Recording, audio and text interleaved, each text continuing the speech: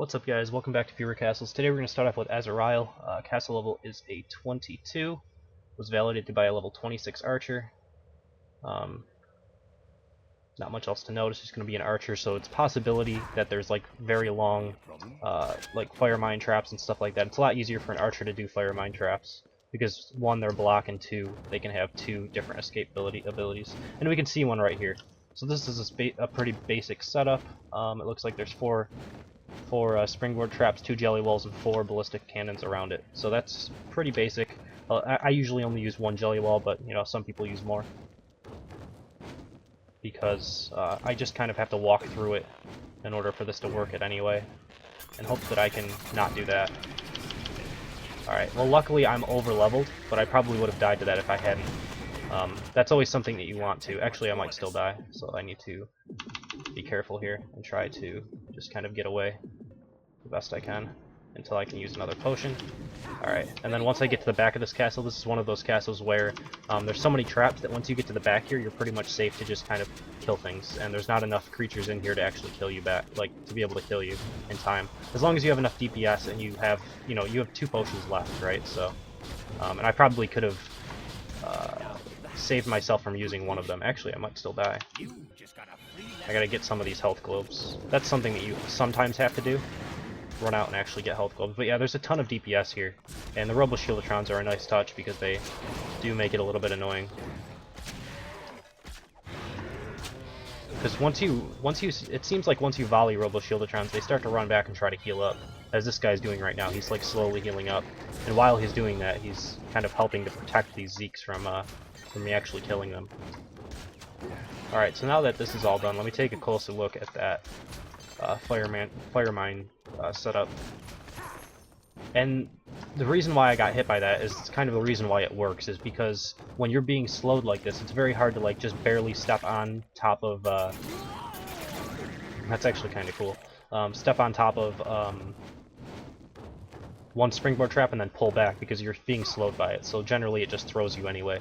So usually when I encounter those, I try to run to the end of the jelly wall and then just kind of do like a double flip to get over them. And usually that works, but sometimes it makes it so that I have to do it a couple of different times, you know. Sometimes I like don't do it quick enough and I still get thrown like there. But other times you might be able to get both flips off and be able to get through it. And for other classes, like especially the mage, I'm really not sure what you're supposed to do against that. Knights usually probably can tank through it if they have enough, you know, plus health and stuff. Plus health, plus magic resist. They might be able to tank through it, but mages, I'm really not sure what they can do. I guess they really just have to kind of kite over it the best that they can. I don't know. It might be something that they just can't get through. And it might be some reason why they might have to change the archer a little bit, like do something to spiral shot or roll. I hope they don't do anything to roll. I think it's one of their core abilities. Spiral shot I'm not sure as much as it being core. I mean, it's a good ability, but it's a little harder to control, I guess. Only because, I guess roll, you're going forward, and spiral shot, you have to kind of judge the angle going backwards. I don't know, it's a little bit different. Either way, that was a good fire mine setup. It'll probably get you a bunch of kills. After that, even the Zeeks and Smelly Archers and the Robo Shieldatrons is a pretty good combo as well. That alone could probably get you a couple kills as well. So should be a pretty deadly castle. You should have like over 70 to 80% win rate, I'm guessing. Maybe a little closer to like 60. I don't know. It's within that range. It should be over 50 though. But yeah, we'll jump into number 2 in just a second. Alright, next up we have Siangwei, cast levels of 19. So let's jump into it and take a look here. Alright, fire mine setup, only 3 springboard traps, so if I get up to the edge and just kind of walk across it, I can get out of it without taking any damage. You really need to have 4 springboard traps for this to work properly. And then even some way that I can't kite across the first one like that. Usually, you know, jelly wall, like I've said previously.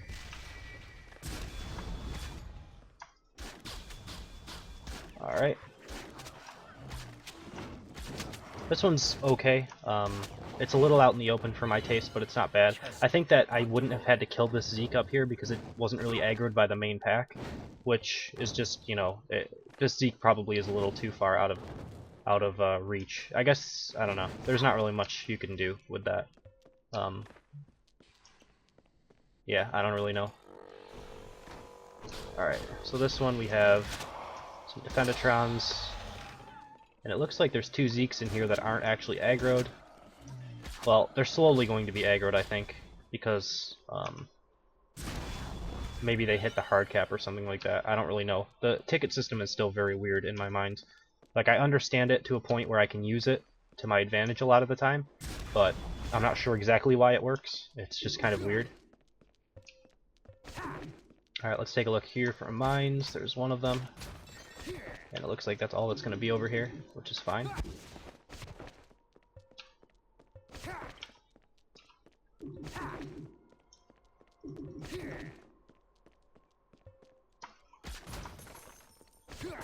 The main thing that I would say for this castle, and for like all castles, is don't underestimate trap pressure. Like, the castles that feel very difficult, take a look at actually why they feel difficult, and it's usually because you're constantly pressured through the entire castle to either be moving forward, or to just be constantly moving in general. And it makes you feel really uncomfortable because you don't have the time to kind of look around and say, hey look, there's a springboard trap here, there's fire mines here, there's a jelly wall. Like, I can't sit here and look at this if there was, you know, a ballista here, a ballista here, ballista's back here, ballista's over here. Like, you shouldn't underestimate that. It causes a lot of mistakes to be made. Even in, like, really good attackers like me, that's when I usually make mistakes, is when I feel pressure from a bunch of extra damage. I don't want to sit there and be using potions just to be getting information. That's not something I really like to do. Now here, it looks like we don't have a boss, but I'm not sure of that yet, so I won't say it. But we're gonna fight this like we would be, you know, thinking that there's no boss. So if there's no boss in a boss room, and it's spread across the back end of the boss room, then I don't know if that made sense, but you want to pick off the things on the side first, because a lot of the times you can get away with not even killing the stuff on the, like, other side. So hopefully I'll be able to show you what I mean. So that didn't aggro anything, and I was just able to kill that for free. One other thing is, like, your ballistas here, I feel like they should be spread out more, because I'm never gonna, like, fight that in that general area. If anything, I'll aggro it there, and then I'll pull it back, or I'll move forward away from the ballista range. You should have it more spread out, so I can't just sit here and pick them off.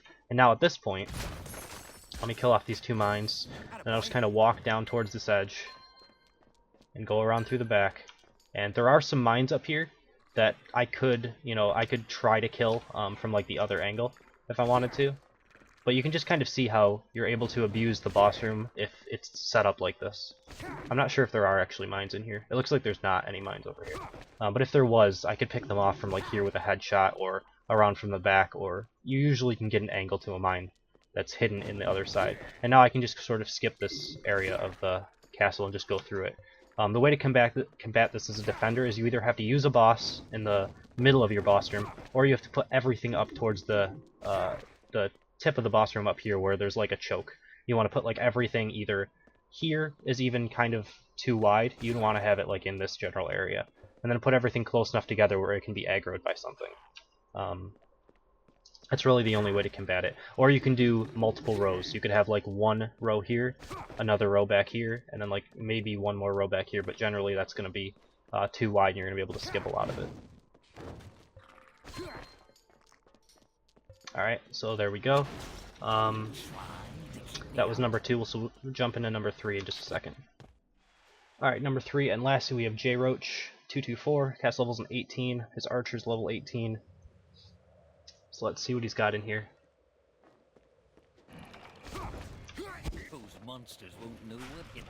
Alright, so mouse wheels are fine, at least in this circumstance, I suppose. There's 1 springboard trap here. I'm starting to get a little bit better at spotting those, but not really.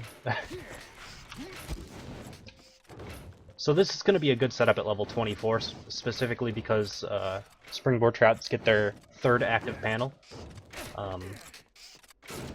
I probably should have explored back down this way, and I'll do that really quick because I can't really take that much damage from this.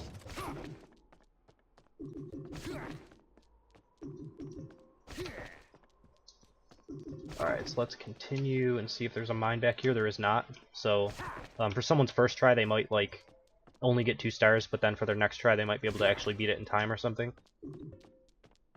This is a pretty good time for a castle. I'm not sure how many creatures are in it though. That's usually what makes the timer longer, you know. Alright, so, you know, with only 2 active panels, it's a lot easier to kite across them or go forwards without taking any damage. So if you have some trouble killing people, it might just be because...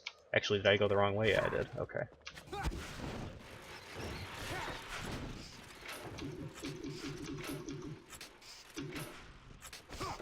Starting to run out of mana, which isn't good for going across these, but... I'm not going to worry too much about taking damage. Simply because, you know, I'm higher level, so it's not going to do that much to me. 2 springboard traps, they both throw you into the room, it looks like, right? Let's just check. Okay, no, they throw you back, which is fine. It'll make you take more trap damage, and it'll also make it so that you have to jump over them again. With only 2 here, though, if anyone has any sort of movement ability to, like, roll, charge, electric charge, I believe is the mage's, they'll be able to get over that easily without getting thrown. More spike traps. Throwing you again. This is a pretty good time for a castle, I have to say. Like, we'll see what we have for creatures, but just getting over that is pretty decent. In a minute and 44. I guess if someone is a little bit careless, like I'm sure that's how you probably got the time in general, is you probably just used your archer as quickly as possible to go through it, and then just, like, you know, used a volley and a couple auto attacks to kill off the mobs, and you probably can get it relatively easy that way. But if you're trying to go carefully and not actually take damage, then it's probably a little bit more difficult. Now all the mines, and then looks like there's hardly any trap pressure towards the back, but that's okay because you don't have all that many mobs anyway. So I think the main improvement really is to get your castle up to level 24. That alone will help you, and then you can throw a couple mobs or something to screw with people as they're going through that spike trap. You could throw in like a Cyclops or a Hungerbots on you know, the bash back ability or anything like that, just to force out a few more mistakes. But in general, those sort of spike tunnels are pretty good. You usually want to have a little bit more, a few more creatures, like after the spike tunnel, so that you kind of have to pull them back. Like you want to try to put people in a position where they either have to fight in a really annoying spot after they get past the spike tunnel, or they have to kite back over the spike tunnel and take a bunch of extra damage. So, you know, it's really kind of up to them what they do, and either one is going to be kind of difficult. But yeah, that was number 3, I believe, so we will end the video here. As always, if you guys enjoyed, please subscribe. If you want to be a part of your cast, you can email me at frenzycastleruns@hotmail.com. That should be in the description along with a spreadsheet that kind of shows in order what castles I'll be running, although I've been kind of bouncing around just because my archer isn't quite high enough level to do like 28, 29, and level 30 castles. So once I get my archer up to like level 27 or 28, I'll be able to do all castles and it won't be a big deal. And then I'll start leveling up my other characters to appropriate levels where I can like do them more towards certain level ranges. So I'm probably gonna have like an archer at level 30, knight or a mage at level 24, and then one at like level 20. And I'll just do it, you know, 16 through 20, and then 21 through 24, and 25 through 30 for each one of my characters. But with that, we're going to end the video. Thank you guys for watching. Hope you enjoyed it, and I will see you next time.